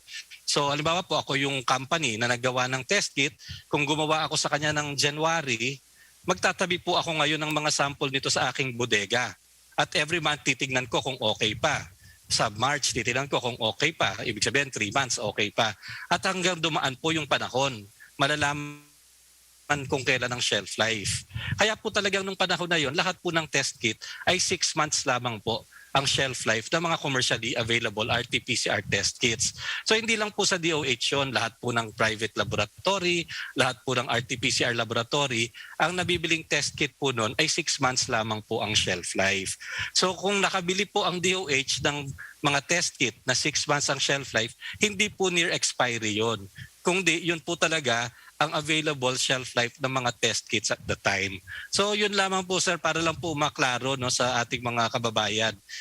Talaga pong since bagong-bago po ang teknolohiya ng mga RT-PCR test kit, talaga pong walang mahabang shelf life na test kit. Especially po last year, by the middle of the year 2020, talaga pong 6 months lamang po ang available shelf life na RT-PCR test kits at ito lang po ang mabibili ng DOH at ng lahat po ng laboratorio. Thank you for that report. Alam mo, sa totoo lang, Director General, kung ganito hayaan natin, we have to, it's a very tedious duty because may kunting not really an aberration or an anomaly, but a certain difference in time and itong efficacy ng shelf life pati yung expiry. Kung hindi mo na-explain yan, magkakaroon na naman tayo ng investigasyon bukas sa Senado. Sigurado yan. Mabuti unahan mo na ewan ko kung nakaintindi yung mga kaibigan natin. Pero at least alam na ng Pilipino kung bakit ganon. Why is the situation like that? And how it came about, nasabi nila they conclude na too near the expiry date of the medicines. So with that explanation, I'm glad that you're here tonight to really do the to elaborate the things that have been would say sinuspe ng mga tao. Kaya mabutit na lang kasi hindi, sabi ko nga, kung maamoy ito ng isang senador, bukas ito maghingi na naman ng congressional query. So, salamat. Next, we'd like to call on Chairman Avalos, what's happening in Manila. Magandang gabi po, mahal na Pangulo, Yes, Senator Bongo, ES Medialdia, of course, lahat po ng mga secretaries of the cabinet. No? Magandang gabi po sa taong bayan. Unang-una po, by tomorrow po, Mr. President, 7 araw na po ang pilot test nitong alert level sa Calacang, Maynila. So far, masasabi ko po personally, talagang maganda po ang naging resulta. In fact, ang ating mga kaso ay tuloy po sa pagbaba dito, no, halos nagpaplato na. At kaninang umaga lang po, no, ito'y patunay, ang nagbigay po nito ay in fact ang DOH, no, sinasabi ng DOH from 19.83% in growth rate naging 12.88 na lang po. At ito'y sinasang-ayunan, no, ng OCTA. Ang sabi po ng OCTA, yung 1.3, yung pong report ko isang gabi, yung pong kasi galing po ito sa 1.90. From 1.90 nag 1.13 noong September 20. Yung pong 1.13 na reproduction rate naging 1.03. 0.03. Kung mag-1 po ito, Mr. President, magpaplato na po tayo. So napakaganda po nito at ang sabi din ng OCTA ay ang 1-week growth rate ay negative 18%. No? Kung kaya siguro, ito'y kung pagsasama-samahin, talagang napakaganda at andyan po si Secretary Mon Lopez sa hanay naman ng negosyo, masaya mga tao, masi konting puwang ang binigay ay talagang buhay na buhay po ang makikita mo as sigla ng mga tao. No? Sa bakuna naman po, tama rin po si Sec Vince at si Secretary Galvez, right now ang may 2 bakuna, no, 2 fully dosed ay higit kumulang 69 to 70% ng eligible population ng Metro Manila. Kung babakunahan po yung mga nag-first dose next month, papatakbo tayo ng mga 80 to 81% ng buong populasyon ng ng eligible population ng Metro Manila. Napakagandang mga numero, Mr. President, sa first week ng pilot, although it's very, of course, it's very regrettable na nagkaroon pa rin ng mga hawan ng mga doktor po sa mga ibang ospital. Yun lang po, Mr. President. Can I request for a timeout? Sandali lang.